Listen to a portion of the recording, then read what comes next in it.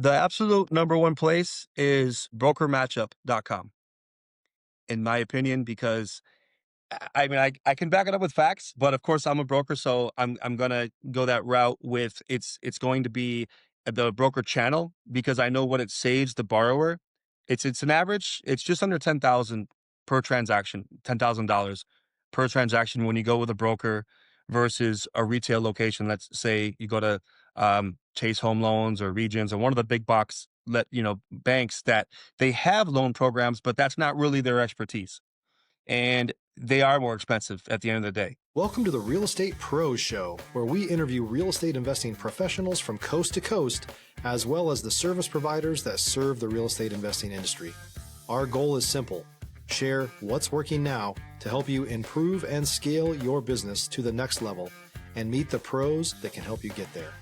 Real Estate Pros is powered by Investor Fuel, America's leader in helping real estate investors and professionals build the business you need to live the life you've always dreamed of. Let's start today's show. Property insurance for real estate investors doesn't have to be difficult, but it does need to be there to protect you when you need it. MyInvestorInsurance.com not only provides insurance at 15 to 30% cheaper than traditional agencies, it's built specifically for real estate investors like you. You can set up an account in about 2 minutes, get quotes on properties, turn on and turn off insurance for your fix and flip or rental properties in around 2 minutes without having to talk to anyone directly, all through our portal. There's no better way or faster way to make sure you've got the coverage you need to protect you, and no more lengthy policies either. Once you're set up, you're billed monthly and prorated by the day for however long your policy is active. It's powered by MSI, the third largest independent MGA, with 1.5 million customers and more than $1 billion in cumulative premiums written. Get set up today in about 2 minutes at myinvestorinsurance.com/fuel. Hey folks, welcome back to the show. Today's guest, Brent Graney with Florida Home Finance, is a wholesale broker for investors as well as retail buyers. Brent, welcome to the show. Hi, Dylan. Thanks for having me. I appreciate it. It's great to have you on here, Brent. And we were talking a little bit before the show was starting about, the differences in some of the terminology. And I do want to dive into that here. But before we get into that, I want to ask you how you got started in real estate. I actually got started in 2001 when I first moved down to Florida from New York. I was looking for a job and I found a company that was brokering loans. And I ended up applying. They brought me in for an interview and we hit it off. I had some sales experience in the past. Everything went well. So I started training with them, learning the ropes of wholesaling and mortgage brokering. And from there I just grew and I now own my own company and I'm actually the owner of Florida Home Finance. And I've learned so much over the years, and I've continued on the path of the wholesale brokering, even though along the years I did try other. I worked for different banks. I tried other methods of providing loans for people, but I'm a mortgage guy through and through, and it all started in 2001 when I first moved down. So I want to add, we didn't talk about this before hopping on here. South Florida, Florida in general, pre-2006, what was it like? It seems like a movie. Yeah, I mean, back then it was different in a lot of ways. I mean, Miami has developed so much. I've seen so much construction as they built out west in swampland, basically. Chrome Avenue is one of the avenues that runs west in Miami. It runs north and south, but it's pretty far west. And there was no housing out there whatsoever. And now there's tons of new construction that's been going on for the last 10 years or so, 10 years plus, and also different parts of Miami that have grown. Everything except for the transit system. So we have our bad traffic got worse. Our population grew from about 3.5 million in 2001 to about 6.5 million today, Yeah, wow. and a lot of construction. But during those earlier years, there was definitely different types of loans. There was a lot of loans that were subprime, which were loans that people could get without verifying income, and they had what was called stated income, where you just state someone makes X amount per month, but what you didn't have to verify it. And that was one of the issues that caused the market to crash in 2009. Stop living on an island and join the #1 mastermind in America for professional real estate investors. Investor Fuel is a community of hundreds of the nation's top investors working together to build stronger businesses and better lives. In addition to the amazing community of real estate investors acting as a board of advisors for one another, Investor Fuel members have access to 100% funding on purchase and repairs for our members only, a health insurance program, and benefits and discounts that more than pays for the membership of most of our members, meaning it's actually costing you money to not be a member of Investor Fuel. If you're looking to scale your business and build a business that allows you to live the life of your dreams, please visit investorfuel.com today and book a call with our team. Because we weren't verifying income and we were giving people loans with very low credit scores, 100% financing. So the landscape of Miami at the time was, go ahead and buy a property. It's going to increase in value, and you're going to take that equity and either buy another property or add a pool and remodel. And there was a lot of refinancing going on, and a lot of business and a lot of adjustable rate mortgages as well, which after the market crash, when grew back, it was more 30-year fixed type mortgages, which are still the most popular today. But back then it was quite different. So was it like, you get a home, you get a home, you get a home? Like, were people, and I don't want to say minimum wage, but not making, more than, $50,000 a year qualifying for homes with pools? And I also know at that point in time in maybe not Miami, but large parts of Florida, that you could get a very cost effective, nice brand new home with a pool were very middle class, even lower middle class income wise people buying and qualifying for these homes. There was programs that would allow them to qualify without showing the full income. And it could be husband and wife, and one of them's making 50,000, the other one is in construction. And as long as they had a decent credit score, they would get the loan, and it would be at a higher amount than what someone would qualify for today, since now it's based on, at least for primary residence, it's based on income, and it's based on debt to income ratios. They've got more strict. There are a lot of programs to help people on that side. We deal with down payment assistance, and also we go up to 97% financing. Fannie Mae and Freddie Mac, which regulate conventional loans, they go up to 97% financing. So you're only putting down 3%, which I think is low. I think that's a great program for first time home buyers, because it's not a huge amount that they have to save up. And then you also have FHA, which would be 3.5% down. That's a great program as well. It works with lower credit scores. But back in that time, you could do 100% financing and not show your pay stubs and income, and that's what it really set up a house of cards, and it all fell down, So So, yeah. man, this is such an interesting conversation for me to be having because uh, I'm sure you were excited to be there. Like you're probably, getting into the business. You're talking right around that time frame. There's a lot of money moving hands. People that are, mortgage brokers are doing really well. You probably saw a lot of wealth being built. But then crash comes. I'm imagining you saw a lot of wealth, leaving and people getting out of the mortgage business. Did you see like this max exodus from mortgage at that point? It did. There was a huge amount of people that were displaced into different industries, insurance, car sales.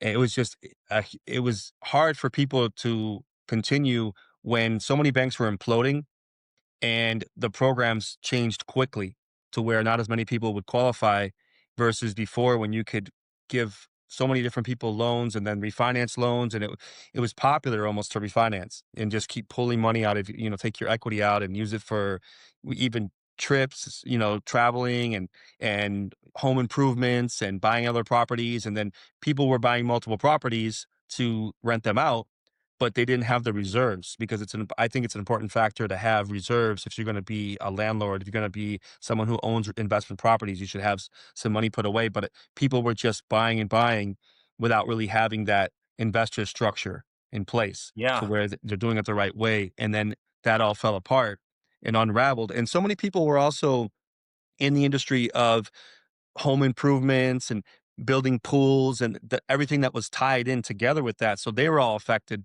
as well. If you're looking for consistent, high quality leads, look no further than Investor Machine. Investor Machine isn't just another agency, it's the most sophisticated, data driven lead generation company on the planet for real estate investors, and serves the role of being not just a lead generator for your business, but a marketing partner that is helping you achieve your goals along the way. Go to investormachine.com to learn more and schedule a call with our team today.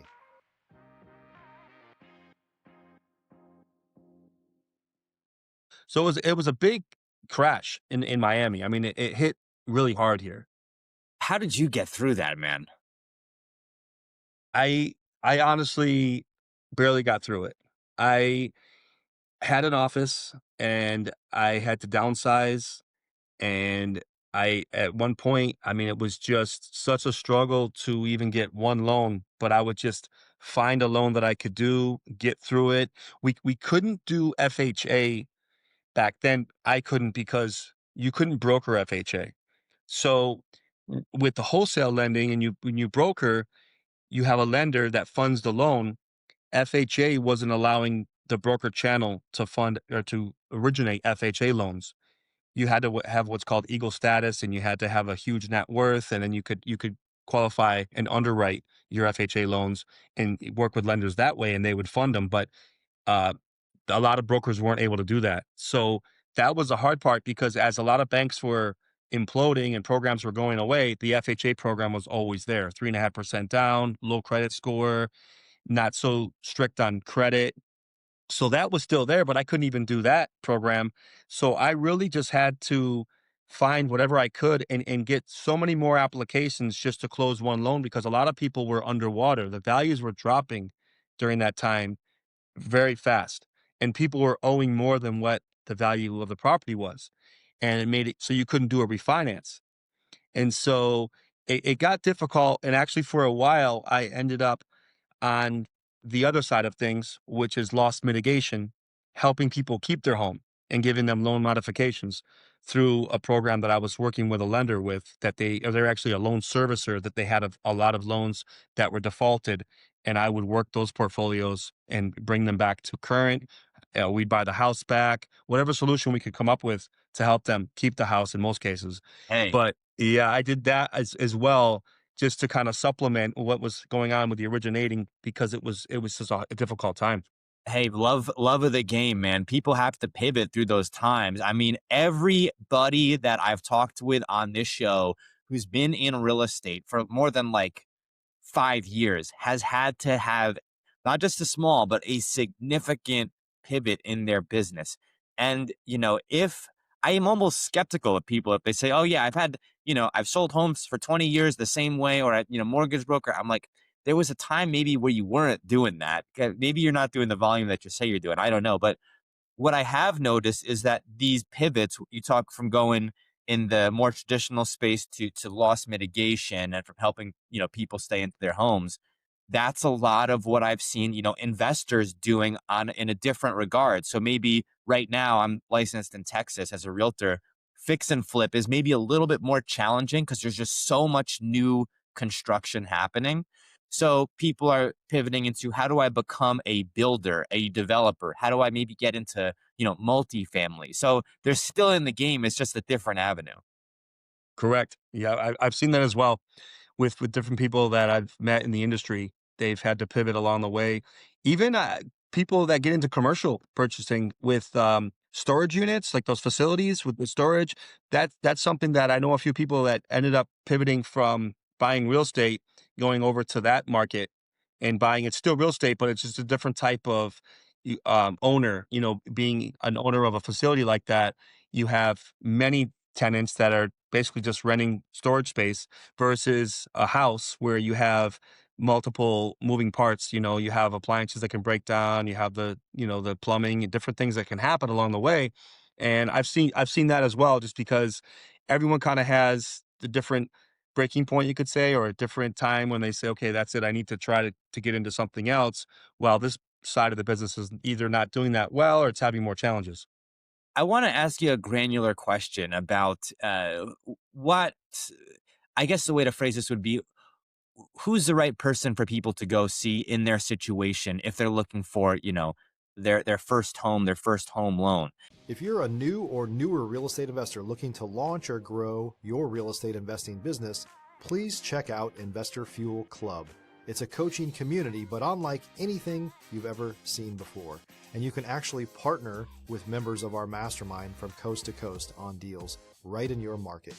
There's no better opportunity to build a consistent business than to literally partner with pros to help you avoid costly mistakes, avoid the need for capital to do deals, and help you eliminate your fears as you're starting your business.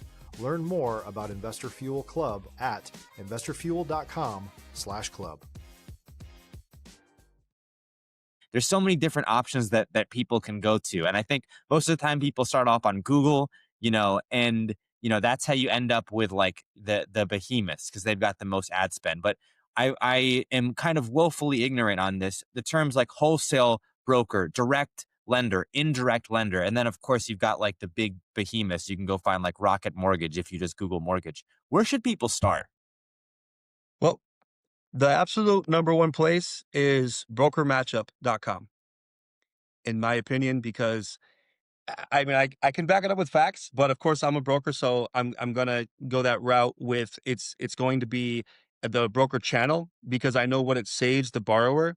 It's an average. It's just under 10,000 per transaction, $10,000 per transaction when you go with a broker versus a retail location. Let's say you go to Chase Home Loans or Regions or one of the big box banks that they have loan programs, but that's not really their expertise and they are more expensive at the end of the day.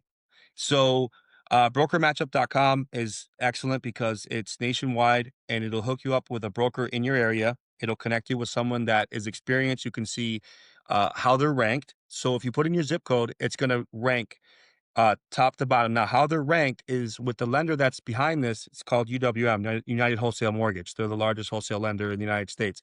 They're behind it. So you could say they're powering it. And they have all their brokers ranked. And now they're ranked by volume, by the way they submit the loan, meaning how clean is the file, how fast does it close, how fast do they get conditions to the underwriter. So there's a lot behind it to get them in a status where they're at, meaning that they have good reviews as well and there's someone that this lender is trusting to put at the top of the website. But brokermatchup.com is a great avenue, a great place to go Yeah, yeah. to find a broker in your area that has the credentials, has the experience, has the rankings that someone would be looking for, and they can go in with confidence, knowing that that's going to be someone that can help them in the right way. Because you do find some misleading advertising in this industry and you find that there's different misconceptions, but brokers have access to many different lenders and different programs, whether it be down payment assistance programs or first time home buyers, which is the same category, and also just the low interest rates, low cost type loans versus retail. So that's a great tool to use. It's interesting because as we're talking about this, again, with me being a licensed realtor, I'm realizing, okay, and I'm newer, I'm in my first year in business, but still, like, it's confusing for me, someone who's younger, maybe just out of school looking for their first home, and maybe they got turned down at one place because they don't have, tremendous credit. That to them, they might think, okay, well, I guess I can't buy a home. But I've now seen like it's very dependent on the lender that you go to. I didn't even think about this idea of like wholesale brokering, right? And of really scanning the landscape in that regard. But it makes a huge difference the person you're talking to, not just your situation. Right. And I can't tell you how many people we've had that have been declined elsewhere, and we are able to pre-approve them and close them. There's a builder that we work with that we are the fallout lender for them, and they have a hard stop on DTI at 50%. So DTI is the debt to income ratio. Basically, it's how much your mortgage payment's going to be, along with your monthly obligations, which could be your car payment, credit card payment, divided by your income. So if your mortgage and everything else is 5,000 and your income is 10,000, you have a 50% ratio. So that ratio is it can be set by the lender depending on where you go. So you could go to a bank and they could say, we have a hard stop at 50%. Now, we go up to 56.9%, which is the highest that FHA allows. And that window right there between 50 and 56.9 is a lot of people fall into that window, and it allows more people to get qualified with us, let's say, or a lender that allows that higher ratio compared to a lender that has the 50% hard stop. So we did so many pre-approvals for people, and we were able to actually approve them, close them for many different lenders, but that builder is one example because they have their own lender and they had that hard stop. And there's also other criteria as well that fall into place, whether it be just overall credit criteria, whether or not the lender's going to allow another borrower that's not going to occupy the property, a non-occupant co-borrower. There's different ways to structure the loan. You have a credit score, of course. You have three credit scores, and you have the middle credit score from each borrower. Most lenders traditionally will use the higher of the two. We have lenders that will use the higher score of the breadwinner, which would be the one that makes the most money. Hmm. So they get denied somewhere because the one that makes the lower amount of money has a very low score, and the lender's saying we're going to use that 550 credit score, and they come to us. We can use both borrowers. We can use the income together, but now we're using the higher credit score of the breadwinner that has a 700. Yeah, that's a humongous difference. I feel like when I am hearing that, most lenders are going to be cautious and say, well, we got to factor in the person with the lower credit. So to be able to remove that credit score from the file makes a huge difference. I want to give kudos to that builder too, because they're really going above and beyond to try to get themselves some business and get people in homes, which is Yes. what this is all about. At the end of the day, yes, money comes and goes, but ultimately, the more that we can service the community, get people into homes, the more our business will expand. And so many times people could, that a similar builder, they could go to the builder, the in-house finance, it gets rejected. They might say, okay, out of sight, out of mind, on to the next. But to get, you know, someone into that home, that is going to be a very loyal referral. They're going to be so grateful for it. And I could see them going to that builder with more people, or just spreading, the good word for them. Yes. And that's exactly what has happened with this builder that we've been working with them for about 2.5 years. And the amount of referrals that we've gotten from them after they've started to realize how we work. And we also like to move fast. So we would try to close as fast as we could. We try to do a 2 to 3 week closing on purchases. So when we strive to do that and they see how fast we're moving and that we're approving people that they couldn't approve with their lender, it kind of snowballed from there. And then we have people coming back from those loans and wanting to refinance and also referring friends and family. I want to pivot a bit here, Brent, and ask you about the Florida market today specifically. But I actually want to ask you more specifically. Florida Home Finance is the name of the company, right? So I'm imagining your loans are all in Florida for people who are living in Florida. So that's actually a great topic to bring up because we for primary residence we can only do Florida. We were licensed only in Florida. But when it comes to the DSCR loans, which I can go into deeper, which are designed for investment, we can do almost every state in the United States.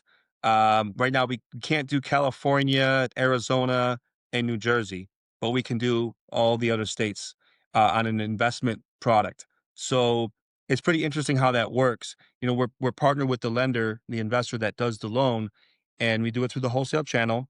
And they allow the property to be in a different state as long as it's not going to be occupied by the buyer. Hmm. It needs to be an investment property. Now, this is related to this, and it's given me some pause because I love the idea of doing real estate remotely. But I've seen now people that are involved in hard money loans, direct lending, on the traditional side. It seems like the whole idea of lending money is now borderless. So I like talking with someone like yourself whose business is focused in one area. Because to me, as a realtor, I'm thinking you got to be aware of all the specific programs that are very much regional to your area. It's hard to be a master everywhere. Do you feel the same way? I do, and that's kind of why I stay away from commercial because I like to focus more on the residential. And we do have multiple programs, and we find niche programs with different lenders that we partner with. But staying kind of on course with, first time home buyers is one of our major channels, and then investors would be the other channel. And it's gotten to be about 50-50 at this point. And I like that business model, because when I've tried to venture off into the commercial financing realm, and it's gotten to be it's very time consuming, and it's a totally different type of lending. So I try to keep it more focused. But when it comes to the wholesale side of it, you really have to be in the game. You can't be just kind of a I like part-time brokering. To me, just doesn't work. I am always reading the new guidelines, reading what's coming up next, what's changing, and that can be for all types of programs, investment programs, homeowner, first-time home buyer, primary residence.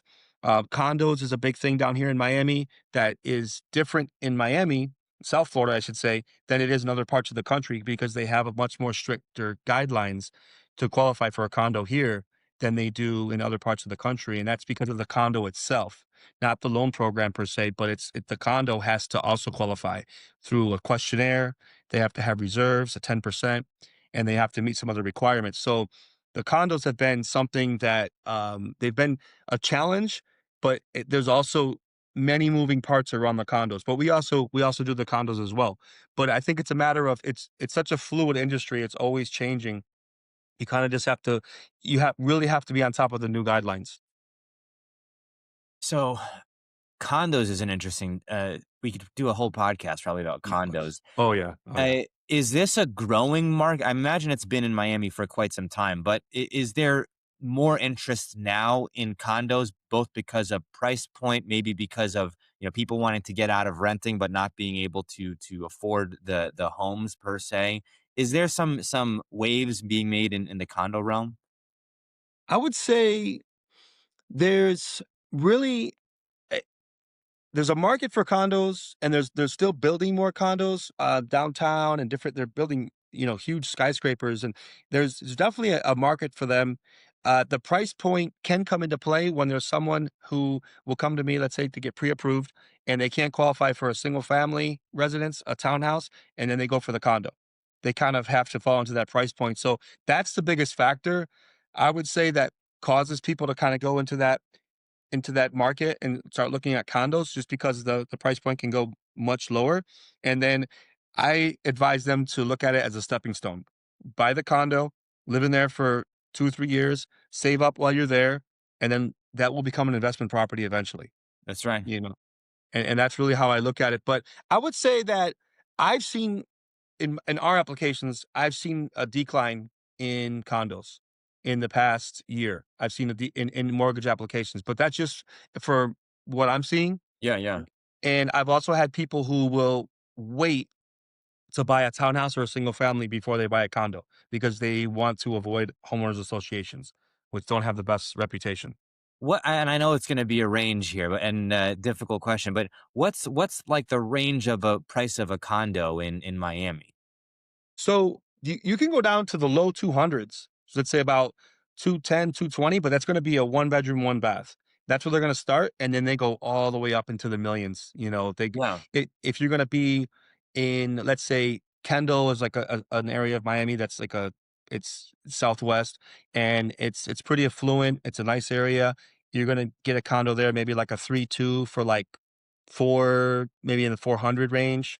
You might find something in the threes that's older, because we have seen a little bit of a decline in property values. But it's kind of tricky, because earlier this year the property values were declining in Florida, and in the past few months we see a little bit of an increase, but mainly on single family.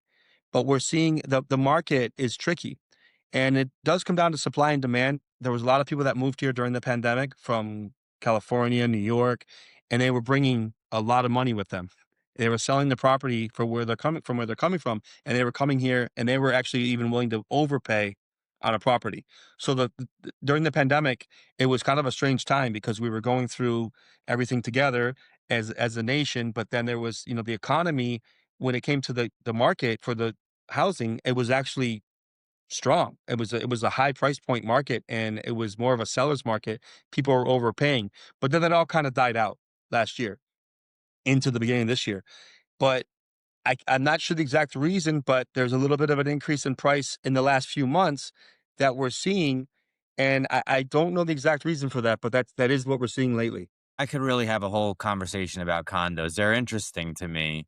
Where Yeah. I live out in the Dominican Republic, it's very much condos. Sometimes they use this word penthouse, which I feel like to us means a totally different thing, but they are kind of interchangeable when they're thinking about condos. And you'll see like renters, owners of the condos mixed together. So it's two totally different, plays for the person who's living there, but for the investor, they're like, we need to get everything sold. If it's not, it's going to be rented out. We could have a whole other podcast about that. But Yeah. we are coming up on time here, though, Brent.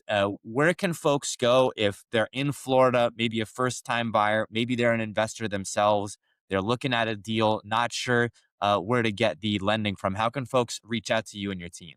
Okay. So my phone number is 786-385-0511. You can call anytime, and I'd be happy to go over any information, any questions that you have, get you pre-approved. Also, our website is www.floridahomefinance.mortgage, and that's a great place to go. We're on social media. If you look up me, Brent Graney, I come up and you'll see a lot of information as well. I literally use my personal page as a business page. Also, we do have the Florida Home Finance page as well. So if you just look up Florida Home Finance on Instagram, Facebook, we're on there, and feel free to call anytime. I mean, I talk to people every day. Sometimes it's not the right time to buy. Sometimes people just have questions on the process. We guide a lot of people and set people up to become homeowners and also investors that are able to buy properties. I'm working with people now that I met when they were in their early 20s, and fast forward 10 years later, and they have 8, 9 properties under their belt, and they followed what I had set them up to do. And sometimes it's just about having the format, having the guideline, knowing what you can and cannot do, knowing where your credit should be, knowing what your down payment needs to be, knowing how the investor loans work. There's a lot of great information on that, and it's a great avenue to go through brokers, not just because I'm a broker, but I know what the savings can be when you go through this channel. But definitely feel free to reach out anytime. And, by phone, that's probably the best option. But if you look me up on social media as well, you can send a DM and I'd be happy to speak with anyone. Brent, thank you so much for coming on the show here today. Thanks, Dylan. I appreciate it. Thanks for joining us for today's Real Estate Pros Show. You can learn more about the amazing benefits of the Investor Fuel Mastermind community, including surrounding yourself with hundreds of other rock stars, 100% financing for your deals, and members-only discounts from vendors you're likely already using that, as a member of Investor Fuel, will save you more than the cost of your membership. Visit investorfuel.com to learn more. If you're interested in joining us as a guest of this show, please visit investorfuel.com/pros to apply. You can also check the show notes for access to free resources, how to get access to world-class lead generation, and much more. Don't forget to subscribe so you never miss another episode. Have a great day. We'll see you on the next show.